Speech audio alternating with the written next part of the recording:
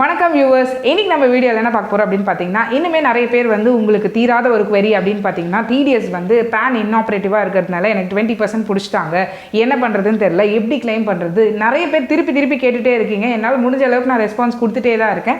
அப்படி இருந்தும் நிறைய பேருக்கு இன்னும் இதில் கிளாரிட்டி இல்லை.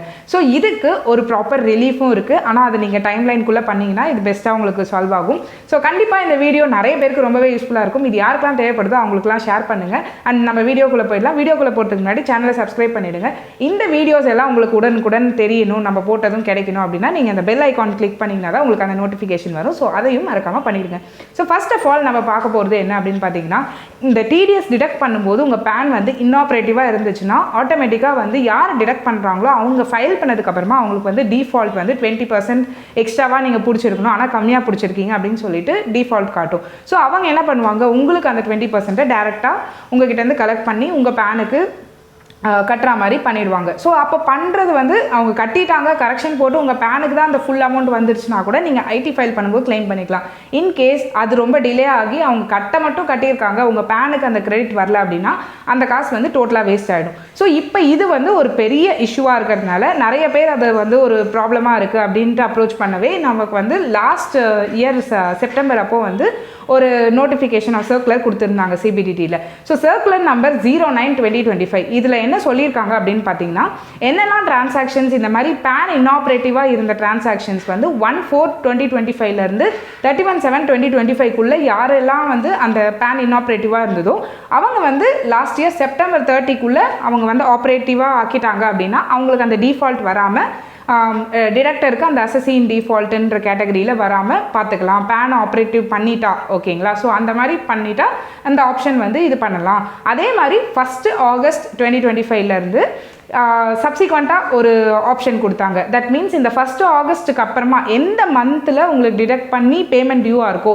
லைக் ஃபார் எக்ஸாம்பிள் இப்போ வந்து டிசம்பர்னு எடுத்துக்கோங்களேன். இப்போ டிசம்பரில் வந்து உங்களுக்கு டிடிஎஸ் பிடிச்சிருக்காங்க அப்படின்னா அந்த மந்த் 31/12/2025 2 மந்த்ஸ்க்குள்ளே நீங்கள் உங்கள் பேனை வந்து ஆப்ரேட்டிவ் ஆக்கணும். அப்படி ஆப்ரேட்டிவ் ஆக்கிட்டீங்க அப்படின்னா உங்களுக்கு அந்த பர்சன் வந்து அசசின் டிஃபால்ட்டாக ஆகாது, இது வந்து டிஃபால்ட் காட்டாது, நீங்களுமே அந்த ஹையர் டிடிஎஸ்லேருந்து எஸ்கேப் ஆகிடலாம். ஸோ இது வந்து நிறைய பேருக்கு தெரியாது. பிகாஸ் இது வந்து யாருக்கு தெரிஞ்சிருக்கணும் அப்படின்னு பார்த்தீங்கன்னா, யாருக்கு பெனிஃபிட்னு பார்த்தீங்கன்னா இந்த கம்பெனி எண்டில் தான் இதுக்கான ஸ்டெப்ஸ் இருக்கணும்.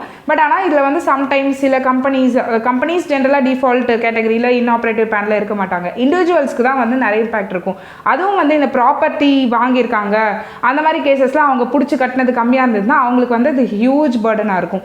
ஸோ அப்போ வந்து இந்த மாதிரி ஒரு ஆப்ஷனை வந்து யூஸ் பண்ணிக்கிறதுன்றது ரொம்ப யூஸ்ஃபுல்லாக இருக்கும். ஸோ இப்போ என்ன பண்ணணும் அப்படின்னு பார்த்தீங்கன்னா, எந்த மந்தில் பிடிச்சிருக்காங்களோ அந்த மந்த் எண்ட்லேருந்து 2 மந்த்ஸ்க்குள்ளே உங்கள் பேன் எப்படியாவது ஆப்ரேட்டிவ் ஆகிறதுக்கு நீங்கள் அதுக்கான ஸ்டெப்ஸ் எடுக்கணும். லைக் ஃபார் எக்ஸாம்பிள் இப்போ பேன்லேயோ ஆதாரோ லிங்க் ஆகாமல் இருக்கிறதுனால தான் அது வந்து இன்ஆப்ரேட்டிவாக இருக்கும். ஸோ நீங்கள் பேன்லேயோ ஆதார்லேயோ ஏதாவது டேட்டா மிஸ்மேட்ச் இருக்குது அப்படின்னா அது எங்கே கரெக்டாக மாற்றணுமோ எய்தர் பேனில் இல்லை ஆதாரில் எதுலையாவது ஒன்றுத்தில் கரெக்டாக சேஞ்ச் பண்ணிவிட்டு இது ரெண்டுத்தையும் திருப்பி லிங்க் பண்ண ட்ரை பண்ணணும். ஸோ லிங்க் பண்ணி லிங்க் பண்ண ட்ரை பண்ணிங்கன்னா இதுக்கான லிங்கிங் இது வந்து லிங்க் வந்து பார்த்தீங்கன்னா இன்கம் டேக்ஸ் போர்ட்டல்லையே இருக்கும் உங்களுக்கு லிங்க் பேன் அண்ட் ஆதார்ன்ட்டு.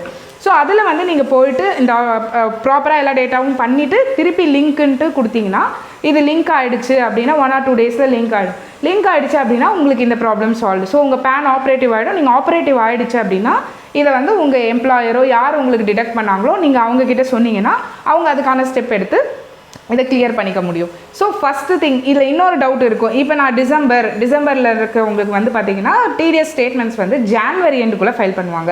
அப்போ நான் பிப்ரவரி எண்டுக்குள்ளே தான் அதை ஆக்டிவேட் பண்ணுறேன், அப்போ அந்த கேஸில் என்ன பண்ணுறது அப்படின்ற கொஷின் இருக்கும். ஸோ எனக்குமே அந்த கொஷின் இருந்தது. ஸோ இதுக்கான சொல்யூஷன் என்ன அப்படின்னு பார்த்தீங்கன்னா, மோஸ்ட்லி இப்போ அவங்க வந்து அந்த டிடிஎஸ் ஸ்டேட்மெண்ட் ஃபைல் ஆனதுமே அது ப்ராசஸ் ஆகி டிஃபால்ட்டோ இல்லை வித்தவுட் டிஃபால்ட்ஸோ வரும். ஸோ இன்கேஸ் டிஃபால்ட் வரும்போது தான் தெரியும் ஓகே இந்த பேன் இன்ஆப்ரேட்டிவாக இருக்குது, இவங்களுக்கு வந்து ஷார்ட் டிடக்ஷனாக இருக்குது அப்படின்றது தெரியும். ஸோ இப்போது அதே சேம் பர்சன் பேன் வந்து ஆப்ரேட்டிவ் ஆக்கிட்டாங்க அப்படின்னா தட் மீன்ஸ் வித்தின் அவங்களுக்கு இருக்க அந்த 2 months டைமுக்குள்ளே ஆப்ரேட்டிவ் ஆக்கிட்டாங்க அப்படின்னா திருப்பி அதே பர்சன் அந்த ட்ரேசஸ் சைட்டில் வந்து போயிட்டு கரெக்ஷன் வந்து ஃபைல் பண்ணணும். சேம் பேனை திருப்பியுமே கொடுத்து லைக் ஜஸ்டிஃபிகேஷன் ரிப்போர்ட் டவுன்லோட் பண்ணி ஒரு கரெக்ஷன் சப்மிட் பண்ணணும்.